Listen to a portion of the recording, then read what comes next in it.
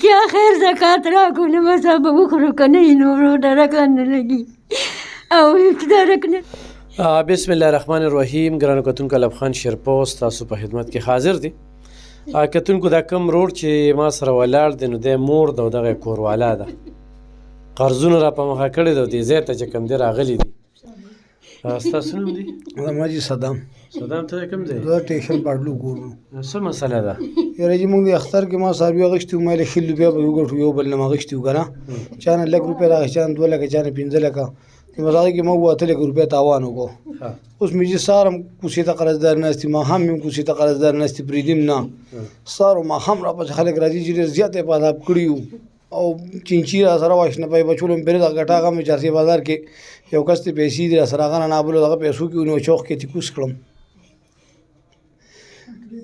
څو بچي دي؟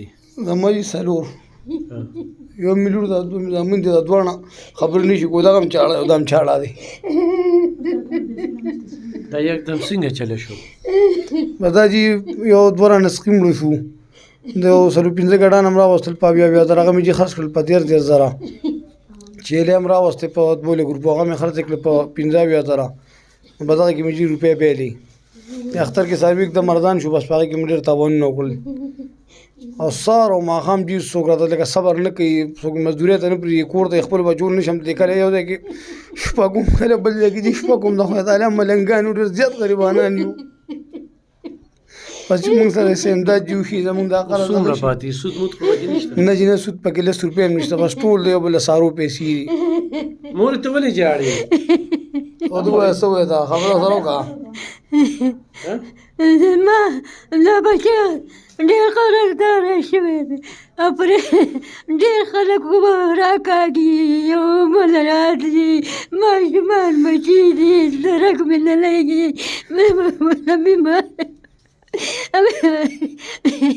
کیا خیر زکات راکړو نو مزه به وخورو که نه وي نو ډرکه نه لګي او هېڅ درک نه لګي. بې نظري زکات راته میلاوې، زه هغه دا په طریقه له هغه را باندې بند کړی دی، چېرته به مې پرې ګولۍ راوړي، چېرته به مې پرې بل دانه ټول پر دې کوارټر کې اوسېږم. کرایانې را باندې ډېر شوي دي، ما ډېره لاچاري ده. خورې ته څه ویل؟ خاوند دې کور ته راځي؟ نه راځي. غواړم بچي مې دا خبرې نه شي کولی، ښه غاړه تر سکولونو یې راغلي، موږ سره دومره پیسې نشته چې موږ د دې علاج وکړو.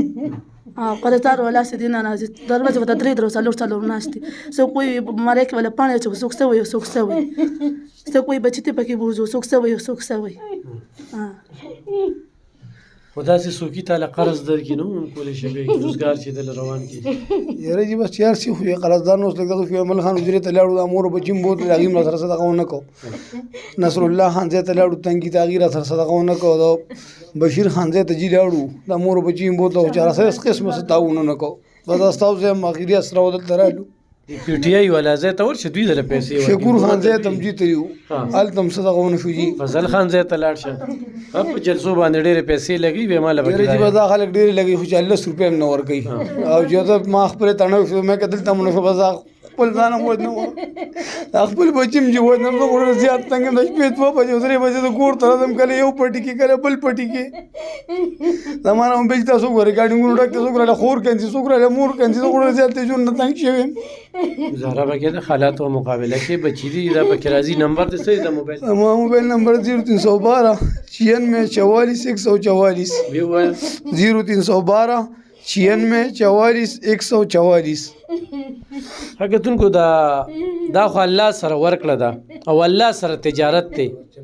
په دې سړي باندې دې وخت کې سخته ده، دا بچي دي، دا 2 بچي چاړاګان دي، دا خبرې نشي کولی، یعنی معذوره دي. د دوی په تناظر کې خو تاسو دې سړي سره امداد کولی شئ. ستاسو 10 روپۍ چې کم دی، 10 روپۍ په لکو خلک دا ویډیو ګوري، نو 10 روپۍ ستاسو دې د دې خودکشۍ نه هم بچ کولی شي او دې د دې قرض نه هم خلاصولی شي. څو پورې چې موږ سیاسي خبرو وکړو نو په یو جلسه باندې 80 لاک او 90 لاک خرچه راځي. دا اوس عمران خان صاحب چې کوم دی اسلام آباد کې درنه کوي، 41 کروڑ روپۍ صرف دې دپاره کېښودلې چې په دغې به اخراجات راځي. 41 کروڑ روپۍ.